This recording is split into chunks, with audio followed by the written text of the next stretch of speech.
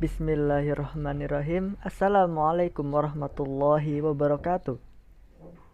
How are you guys? I hope you are well. Before starting, it would be better if I would introduce our group first. Our group consists of 4 members. The first one is myself. My name is Kusuma Nata. My name 2001055102. Second, Battery Virga. Name 2001055056. Third, Shafira 200105559092. And last is Rahma Salsabila 2001055038.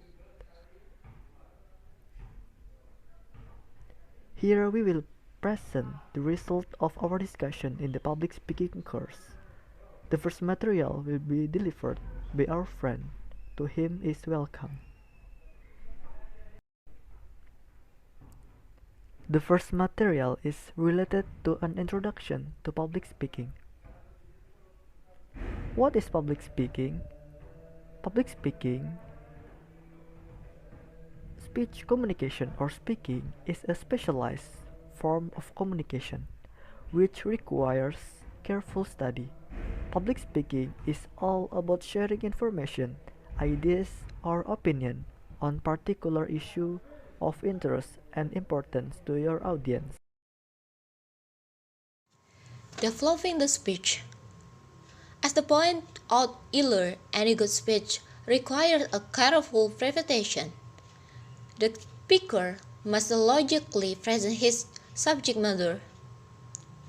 The first step in the developing a speech is by usually choosing a subject. In this case, it is not just choosing a subject, but it doing this. Two important factors must be considered. A. Choosing a subject which is of interest to the speakers. When a speaker choosing a topic that interests him, he will most likely have a better presentation. If he has applied well what he intends to say. When a speaker is to discuss a subject he is well at home with, a subject he knows a great deal about or he has experienced it, he will definitely to be expressing him some joy, enthusiasm, and confidence. Always take note of the structure of the speech, which includes a title, which should include type of the speech, a funeral oration, farewell speech, welcome address, etc. At the occasion, the speech is to be delivered for whom, by whom, venue, and the date of delivery. B. Solution with entail, recognizing the dignitaries who are present at the occasion. The speaker should try as much as possible to take into consideration the line of the protocol from the highest in the ranking to the lowest person. C. Body which must be well written and logically present with the appropriate language and the appropriate interpretation. D. Conclusion which should be done with a echo of the instruction. A. Signature with the which most writing and the right speech are usually signal. Writing outline. The informative organizational patterns there are the major components to any presentation, the introduction, the body, and the conclusion. The natural inclination would be to start writing a presentation with the introduction, since this section comes first. The body is the heart of the speech. It takes the longest to get through. In an 8-minute speech, the body is between 6 and 7 minutes long. It is composed of the section, main points, subpoints, and evidence. Where to research? In order to find quality research from reputable sources, it is important that you learn how to search for research using library database like Episodes and a library. Evidence is composed of supporting material, which are information that support the main idea of your presentation. Oral footnotes. An oral footnote is like a footnote or in text citation in a research paper. It provides information to audience about where you got your information, and using or footnotes make you credible in the eyes of your audience, so it is really important that you use them. Organizing the body. Number 1. Spatial organization. This is where the main point of the body are placed in the order you may see them on a map or in relation to one another.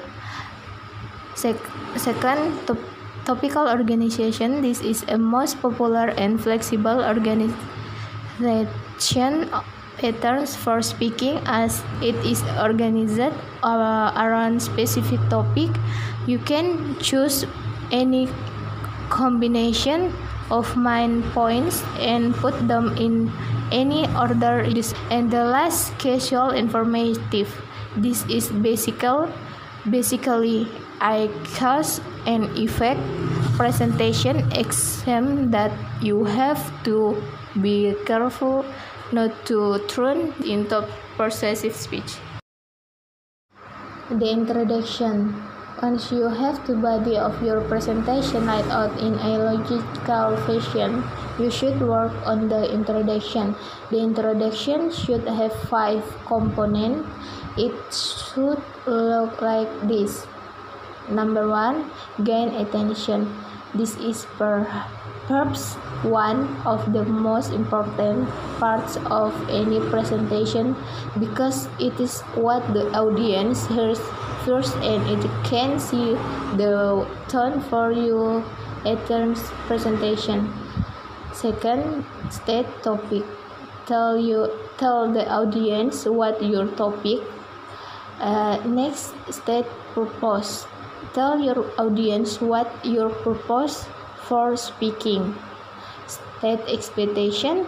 Tell your audience what you expect them to learn. And the last, review. Tell your audience the main points of your presentation. Make sure they are in the same order you put them in the body. The conclusion. The conclusion is the shortest part of most informative speeches. There are only 2 components in the conclusion. The first one is summary.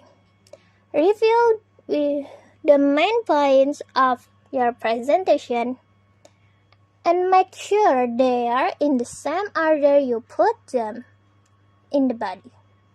The second one is cleanser statement.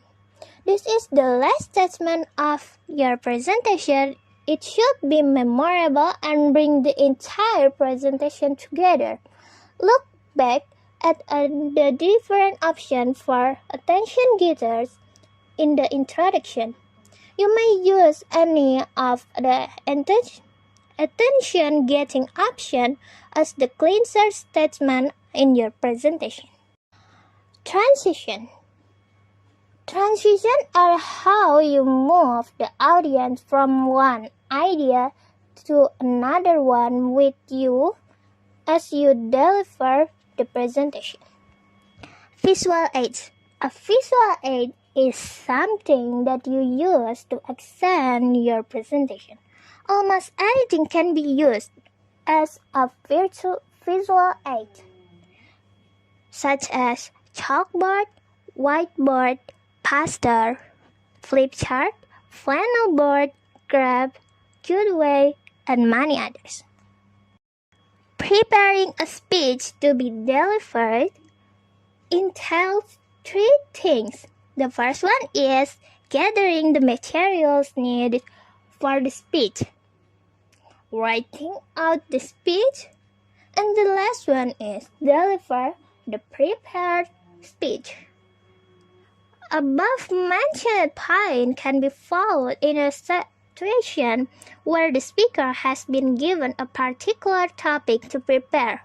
The appropriateness of a subject depends to a large extent on just choosing a subject or a topic that the speaker finds interesting, as well that his audience would find interesting.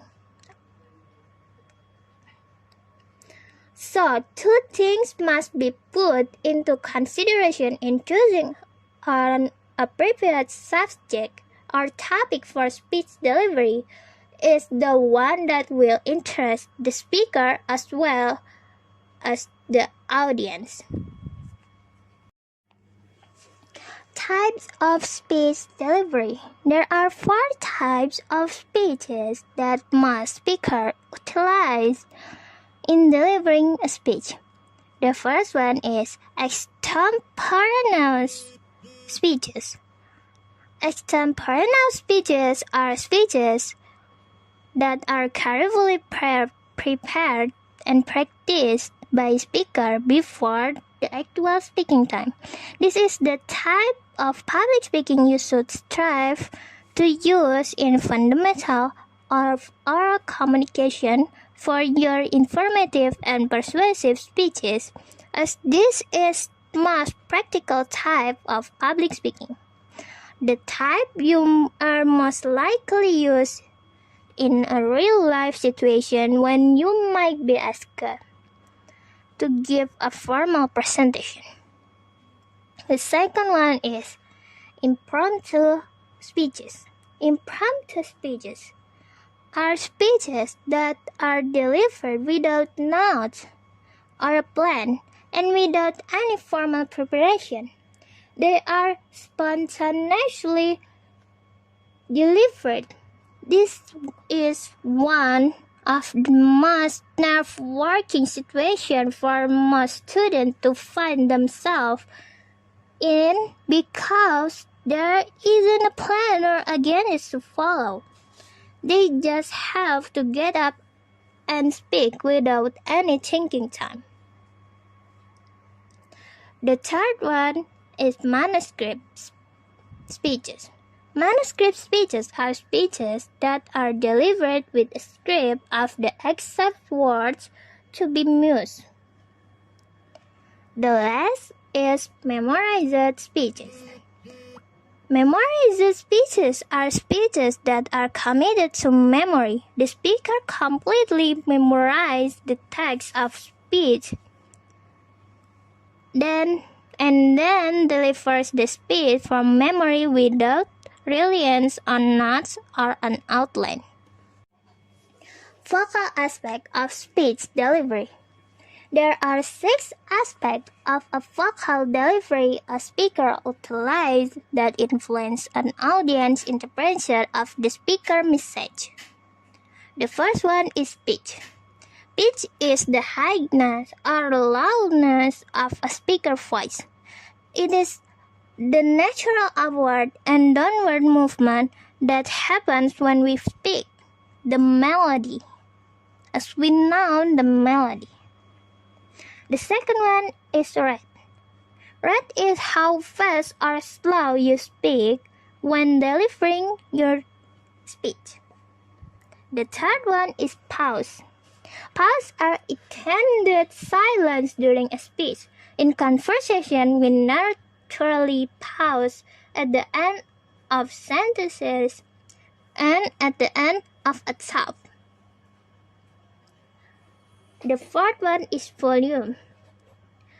Volume is the relative loudness of your voice as you deliver a presentation. The fifth one is enunciation. Enunciation is the pronunciation and articulation of words in your speech. Each word is composed of syllables, which are the little parts of each word that combine together to make a particular sound. The last is fluency. Fluency is the smoothness of your vocal delivery. Fluency is the flow of your words in the delivery of your speech. Bodily aspect of speech delivery. There are four aspects of a speaker's body which impact an audience interpretation of speaker's message. The first one is gestures. Gestures are movement of the speaker's head, arms, and hands. When you watch a great public speaker, you will notice that their entire body is into the presentation. The second one is facial expression. Facial expression are movement of the eyes, mouth, chin, and others. The best piece of advice about facial expression is to make them match to your subject. The third one is eye contact. Eye contact is sustained, meaningful contact with the eyes of audience members. The fourth one is movement. Movement is where the speaker's entire body moves. If you can avoid it, then let yourself be trapped behind a podium or in one area. With the end of our slides, so will the presentation delivered by our group. Maybe that's enough. I'm sorry if there are any wrong words. Thank you for your attention. Until we meet again and see you next time. Wassalamualaikum warahmatullahi wabarakatuh.